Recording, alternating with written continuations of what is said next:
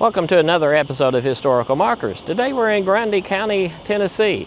We're looking to see what other markers we can find in this county, so join us and let's see what markers we can find in this county.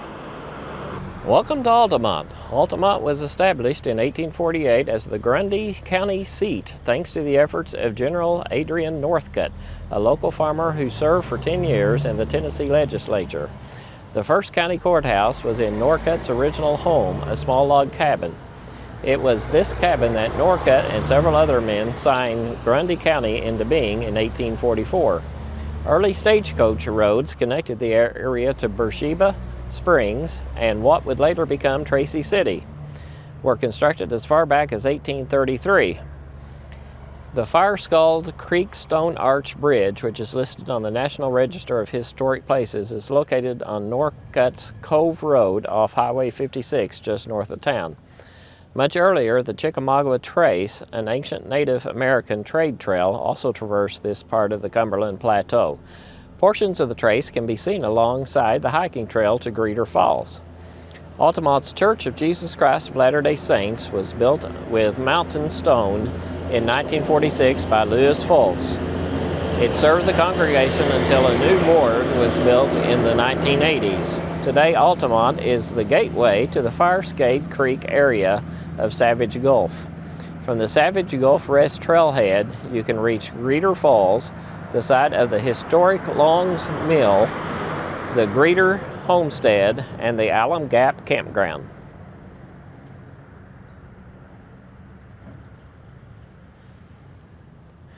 And there happens to be the Church of Jesus Christ of Latter-day Saints right behind the sign here. I don't believe it's still in operation based on the looks of the curtains in the window and the lack of windows. But it is a nice looking building.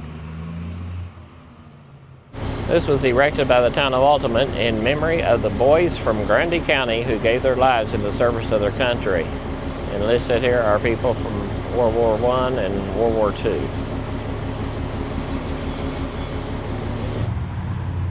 In this same little park here, they also have this interesting little statue carved from a tree. And then they also have an old battle gun. Forrests Murfreesboro raid, July 10th, 1862. Colonel Nathan Bedford Forrest's brigade, having left Chattanooga July 9th, bivouacked here en route to his capture of Murfreesboro. The brigade then consisted of the 8th Texas Cavalry, Wharton, 2nd Georgia Cavalry, Lawton, and Woodworks Kentucky Cavalry Battalion. The 2nd Georgia Cavalry Battalion, Morrison, leaving Kingston, had orders to join him at McMinnville. This monument is to the memory of all men, women, and children from Grundy County that contributed to the defense of their homeland during the War for Southern Independence.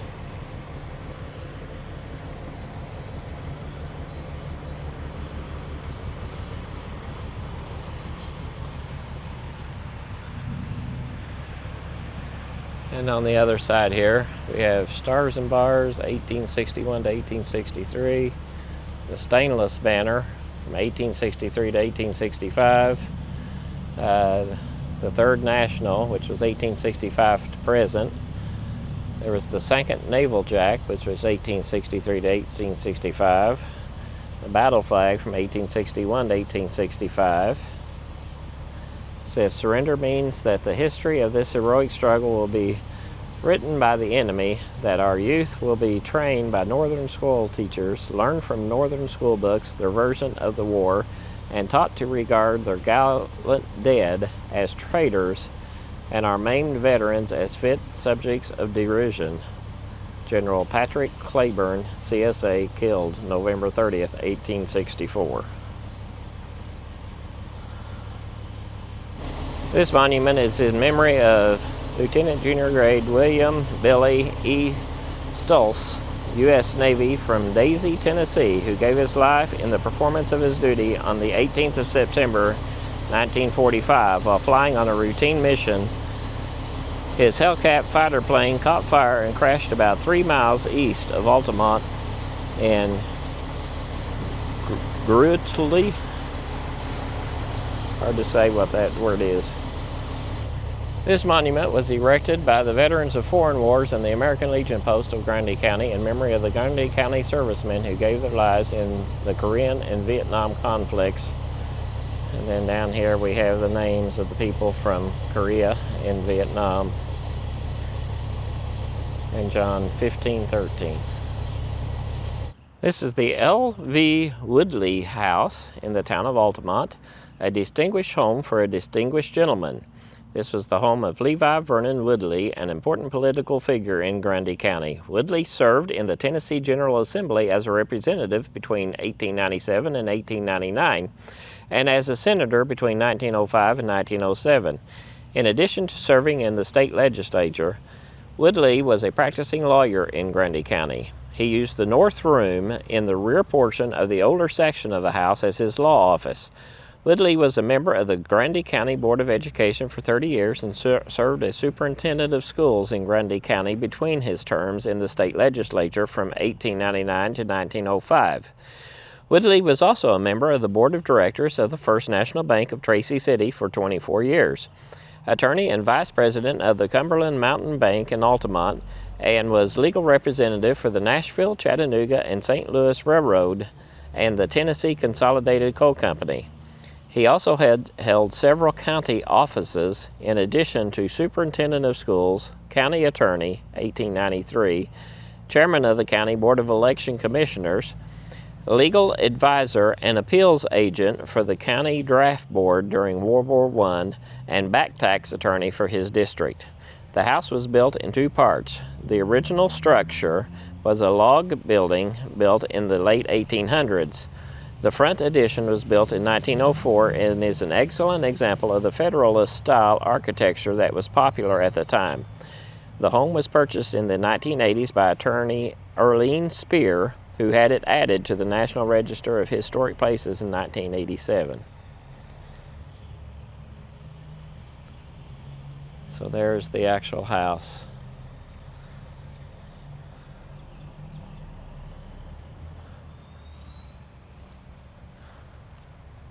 This is Creighton's store in Coalmont, Tennessee. Established in the early 1900s, Creighton and Sons General Store was owned and operated by 3 generations. It was a Sears building delivered to Coalmont on the Mountain Goat train and assembled on site. The first storekeeper was William Pappy Creighton, who operated the store until his death in 1945. His son Bob ran the store until 1975. Bob's son, Sam, managed the store until 2012. The proprietors never sold tobacco or alcohol products. Many mountain people sitting around the pot-bellied stove were celebrated and enriched for almost a century at Creighton's and Sons General Store. This is the United Methodist Church, Coalmont, Tennessee, circa 1916. The Methodist Episcopal Church, as it is known at the time, was established on August 18, 1916. The Sewanee Fuel and Iron Company conveyed 1 acre of land to the church. Dedicated in the spring of 1917, the church's original founders included W.M. Creighton, I.S. Brown, A.R. Curtis, W.R. Bolden, J.W. Dykes, and C.W. Anderson. The Reverend L.E. Thornton served as the congregation's first pastor. Over time, minor changes and additions have taken place, and people are proud to worship at Coalmont's oldest church. And then there's the church building.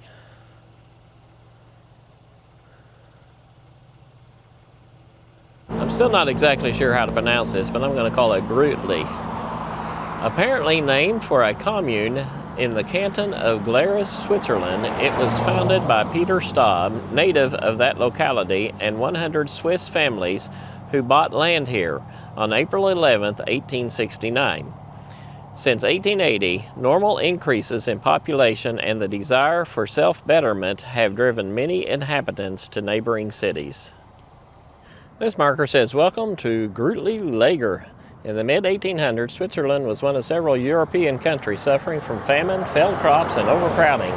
Captain Eugen Plomacher, the Commissioner of Immigration to the United States, and Peter Staub, a Swiss immigrant living in Knoxville, purchased 15,000 acres atop the South Cumberland Plateau and advertised the area to German-speaking Swiss looking to start a new life in America.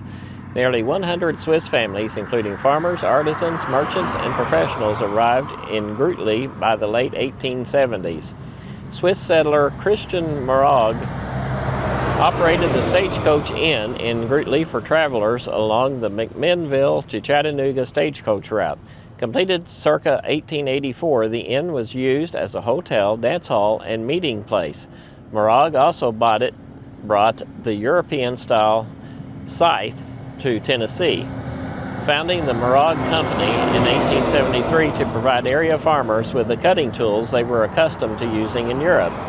Descendants of the immigrants formed the Swiss Historical Society of Grundy County that today preserves the historic Stoker Simply Farm and Museum. Each summer, the society hosts a Swiss festival at the farm with support from the Swiss consulate in Atlanta. Other historic Swiss structures in Gruetli-Laager include the Suter Farm, Pickett Farm, and Murfreesboro Stagecoach Inn. Additional artifacts from that time period are displayed at the Grundy County Heritage Center in Tracy City.